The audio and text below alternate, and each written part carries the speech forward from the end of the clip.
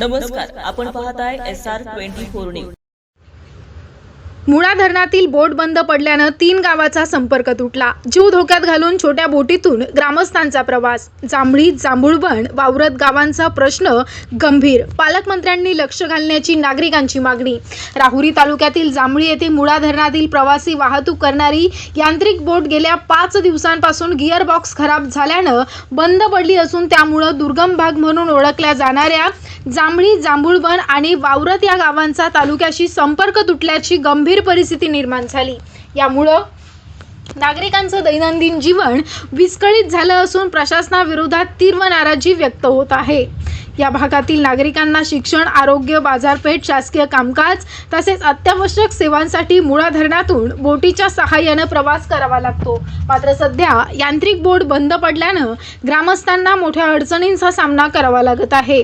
पर्याय नसल्यामुळे अनेक ग्रामस्थ मासेमारींच्या छोट्या मोठ्या बोटींमधून जीव धोक्यात घालून प्रवास करत असल्याचं चित्र पाहायला मिळतंय।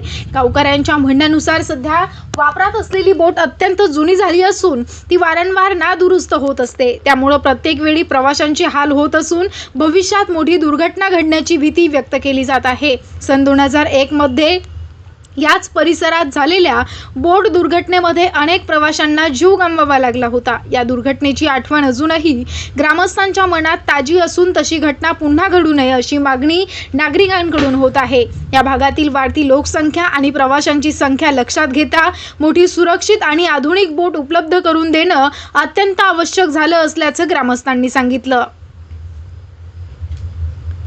जिल्ह्याचे पालकमंत्री राधाकृष्ण विखे पाटील यांनी या प्रश्नात तातडीने लक्ष घालून नवीन बोट उपलब्ध करून द्यावी अशी मागणी नागरिकांनी केली। नवीन बोटीचा प्रश्न फक्त विखे पाटीलच मार्गी लावू शकतात। जर प्रशासनानं याकडे दुर्लक्ष केलं तर या भागातील नागरिक मोठे जन आंदोलन अथवा जलसमाधी आंदोलन छेडतील असा इशारा राहुरी कृषी उत्पन्न बाजार समिती राहुरीचे उपसभापती रामदास बाचकर यांनी दिला आहे।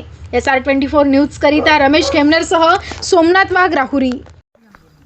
नमस्कार, मी रामदास परसराम बाचकर या जांभळी गावचा रहिवासी असून जांभळी गावचा माजी सरपंच आणि मार्केट कमिटीला मी विद्यमान उपसभापती आहे। आज या ठिकाणी हा व्हिडिओ काढण्याचं कारण असं की मुळा धरणाच्या ह्या बाजूला जांभळी, वावरत आणि जांभूळबन ही 3 गावं असून सुमारे 6000 लोकसंख्या या 3 गावांची आहे। ही जी माझ्या मागं बोट दिसतंय ह्या बोटीतून ह्या 6000 लोकसंख्येचं राहुरीकडे जाणं येणं करण्यासाठी हा एकमेव मार्ग या बोटीचा मार्ग आहे। त्याच्यानंतर जर दुसऱ्या मार्गे जायचं म्हणलं तर 60 किलोमीटर आम्हाला म्हैसगाव ताराबाद मार्गे जावं लागतं। पण जवळपास गेले 5 दिवस झाले ही बोट बंद आहे। याच्यापूर्वी पण असे अनेक वेळा ही बोट बंद पडलेली असताना आम्ही ग्रामपंचायतच्या माध्यमातून या बोटीचा मेंटेनन्स करत असतो। परंतु आता ही बोट जवळपास 2011 साली स्वर्गीय आमदार शिवाजीराव कर्डिले हे आमदार असताना त्यांच्या माध्यमातून ही बोट आम्हाला त्यावेळेस मिळालेली होती। परंतु 2011ची परिस्थिती आणि आजची परिस्थिती ही बोट आता जवळपास जीर्ण झालेली, हिचं इंजिन वारंवार कामाला येतं। ही बोट ज्यावेळेस मिळाली होती तर त्यावेळेस इंजिन एकामेकचं, त्याचा गिअरबॉक्स एकामेकचं काही प्रॉपर मिळालेलं नसल्यामुळे वारंवार फॉल्ट होतो आणि तो फॉल्ट शोधण्यासाठी कायम मुंबई वगैरे तिकडे जावं लागतं। हे असं कायमस्वरूपी हाच राडा चालू आहे आमचा। 2021 साली प्राजक्तदादा तनपुरे हे राज्यमंत्री असताना त्यांच्या माध्यमातून 90 लाखाचे आम्हाला नवीन बोटीचं टेंडर त्या ठिकाणी झालं होतं। पण ती बोट सुद्धा आम्हाला अजूनही त्या ठिकाणी मिळाली नाही। आता ही बोट बंद असल्यामुळे आपण पाहू शकता त्या तशा बोटीत अतिशय धोकादायक प्रवास आम्ही त्या ठिकाणी करत असतो। या अशा बोटीच्या माध्यमातून तुम्हाला सांगतो कधी काय दुर्घटना होईल सांगता येत नाही।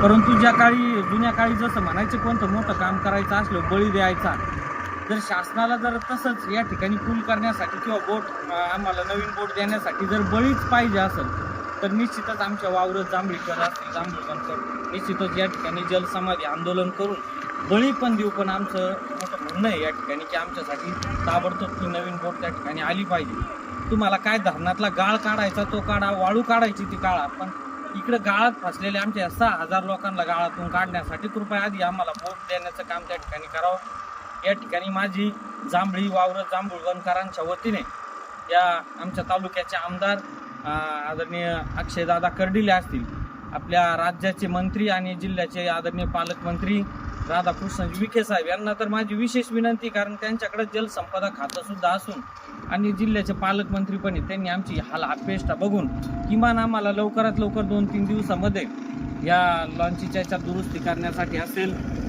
किंवा नवीन लॉन्च देण्याचं काम असेल हे ताबडतोब त्यांनी करावं अशी मी त्यांना विनंती करतो.